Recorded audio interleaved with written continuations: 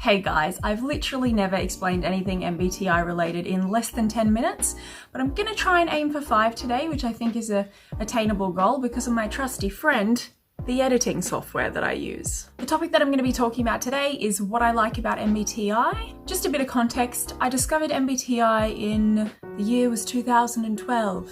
I was but a university student. I didn't have an English accent. I'm not sure why I've transitioned into one now. And my sister came to me one day and she said, "Kristen, have you heard of this test? It's called 16 personalities and I think that you are an ESFP." And I was like, yeah, whatever, classic SP. I'm like, bro, don't put me in a box. Let me live, let me be living. And living I was with my extroverted sensing as my first function. Basically just literally spending no time in my head, analysing people, just focusing on me and myself. Okay, this is not my life story. I need to tone it back now. And so even though I wasn't into the idea of being put into a box, I took the test because I like the idea of being able to bond with my sister over something. Now these days, I'm not a super huge advocate for the tests that you find online when you type them into Google. But yeah, took the test at the time, got ESFP, and I understood it to mean that I was an extroverted person, which was undeniable, that I liked to be focusing on things that were more present in front of me, that I made my decisions based on feelings, which seemed true to me, and that I was more of a chill, go with the flow kind of person. The classic taking the letters in and of themselves approach. And then my sister, who is an ENFP by the way, is pretty set on trying to sell us, me and my 3 siblings, on the theory. So she started explaining it in terms that started to make a little bit more sense to me. So she'd be like, "Kristen, why do you think it is that when our ENTP brother and I," so the ENTP and the ENFP who both run with the NE function, get involved, she didn't say any of that at the time, I'm just adding that now, get involved in like intense, deep philosophical discussions about ideas and abstracts, you and our ESTJ brother just completely zone out, which is the case." And she was like, "Well, you know, MBTI explains things like that," or like, "Why do you think our ESTJ brother places so much emphasis on routine and order and structure in his life and these little systems, and when you bother the routine, he gets quite upset or frazzled about it?" Because I mean, at the time I was just not really understanding why my brother was that way, and I would say things that were probably quite, not hurtful, but like indicating my lack of understanding of his functions by saying like, "Oh, who cares about your routine? Like, drop it and come and do this thing with us." Which now, understanding MBTI, I'm much more able to meet him in that and even affirm him in all those things, which has been super helpful. So she was sort of explaining things that kind of made sense to me, but at the time I was probably just like, "Oh yeah, those are just personality differences, whatever." But you know, then MBTI became like a household conversation. It was interesting to be involved in that, and I enjoyed the fact that we were all, you know, bonding as a family. So that was fun. Probably more backstory than was required there. As I grew older and had a bit more independence in my life and started pursuing my own things, like I moved overseas for 2 years, classic ESFP, there were things that were presenting themselves in my life that I couldn't explain. So for instance, I would be like, "Why do people want to go home right now at 10 p.m. when like they're clearly having fun?" I'd be like, "This person said to me that they were having fun and that they were having a good time. Why do they suddenly want to up and leave at 10 p.m? Like the night's only beginning. We have like 3 other places we can go tonight and party." And honestly, at the time, it sounds ridiculous, but so many of you like introverts who are watching this are probably being like, "What?" But I promise you, what I was thinking at the time was, I was like, does this person not like me? Why would you want to leave such a fun party? I can't fathom. And you know, like other little things, like people would say to me, "Oh, can you just turn the music down? Like I'm getting stressed." And I would be like, "What? Can't relate."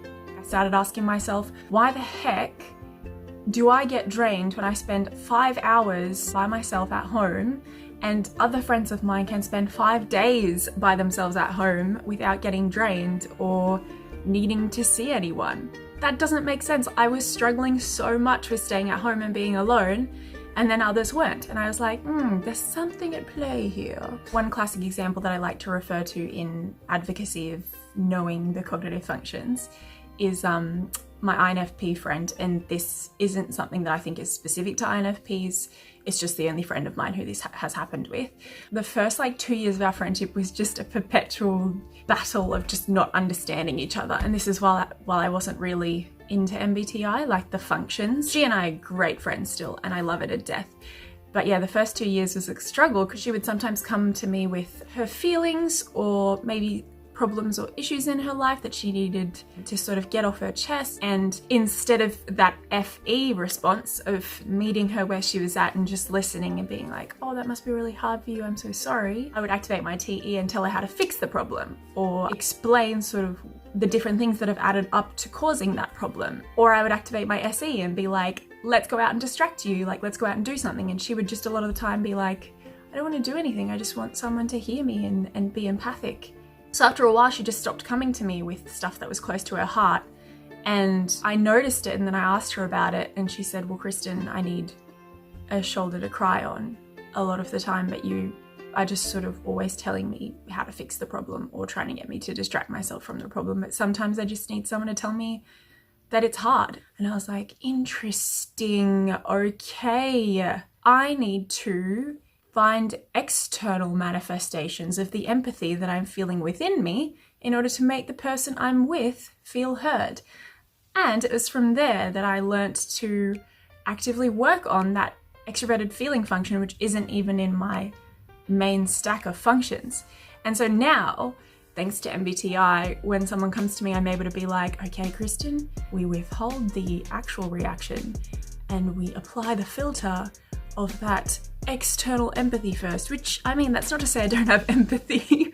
It was my way of showing my INFP friend love by being like, here's a way that I can use the data that I've accumulated over my life, my SE, to feed this NI that's telling me this is how your life's gonna be better. So I was using my functions to fix her problem, but I wasn't giving her what she needed based on her functions, because, you know, INFPs have FI, which means that they need to be, well, I think it means that they need to be valued for their feelings and like they run with it. So like that's very important to them. Incidentally, I also have FI, so I incidentally go to FE users when I need the same thing. And it's a shame because there's a lot of miscommunications in relationships that happen because of this. Now, we could all explain those differences without using explicitly MBTI terms, but MBTI provides really succinct, comprehensive terms for summarizing and understanding what's at play cognitively there, and the bottom functions that we need to improve or work on in order to be a more self-actualized individual, because it's providing an exact plan of action for how to improve yourself and to improve your relationships. So that's the number one reason why I love MBTI. I'm super passionate about individuals taking the time and the effort and the energy to develop themselves in order to improve their relationships and their overall quality of life. And understanding MBTI allows me personally to be like, okay, that NI, that perspective shifting, that long-term planning is something that I'm not great at. So I need to take a minute before I SE out to really go inside and be like, right, what are the consequences of this action? What are the patterns that you've exemplified in your life? And how are they going to apply to this situation? And that's been super helpful for me with MBTI, developing that NI function, which I spent a lot of my life not accessing, and making sure that the TE, which is my tertiary function, isn't coming out in toxic ways. Another super big fruit that's come from learning MBTI is that I've come to accept myself a lot more. Obviously, being an ESFP, we can be a lot sometimes. When I was a bit younger, I wasn't really applying certain filters that I am now. And so I would sometimes be hurt by people thinking I was a bit too much or like an attention seeker. And I honestly, for a lot of my life, thought that there was something wrong with me and that those were vices. But understanding MBTI has made me to be like, right, well, these are tendencies that I have, and it's not necessarily a flaw, and there can be really beautiful things about it. So it's helped me to love myself and to recognize what the tendencies of the ESFP are and how I can make them healthy, and to disregard certain criticisms from people, and to in turn affirm other people who have different functions from mine. I truly believe that MBTI helps us to realize what our passions are, what our natural gifts are, and implement them in our lives. So MBTI has allowed me to, to my ENFP sister, really encourage her and affirm her in her pursuit of lots of different projects, or really push my ESTJ brother to climb the ladder, or to use his skill at organizing, or to learn from my, ISTJ housemate in her implementation of SI in our daily life, or to just sit down with my ENTP brother and be like, hey, let's discuss some concepts, and to make sure I've had 5 coffees before that conversation. Aside from this all, is there anything more fascinating than taking different puzzle pieces or different ingredients, being the 8 cognitive functions, and stacking them up in different orders to produce a completely different result? How interesting that you can put that your 2 FE users, ESTJ, and ESTJ is not an FE user. That the 2 FE users, ENFJ and ESFJ, present their FE in completely different ways based on that SI and NI inferior. That's just so interesting. So MBTI has really helped me with my relationships, with my life, with my self-development, with my chasing my passions, with my knowing what my passions are, with being okay with my individuality and the specific nuances that come with being an ESFP. Yeah, I would encourage you guys as well to also go down those roads because they can be really fruitful in your life. But remember as well that MBTI is best used not as an excuse for behavior, but as a tool for growth. Okay. I've definitely recorded more than 10 minutes worth of footage. Am I gonna make this video less than 10 minutes long? Your guess is as good as mine, although your guess is correct because you already know the answer. Oh, and I just quickly want to add that I appreciate literally every single one of you. Thank you for always watching my videos, and thank you for watching this monologue of mine if you did, and thank you for liking and subscribing if you have. You guys are the real MVPs. Okay, see ya.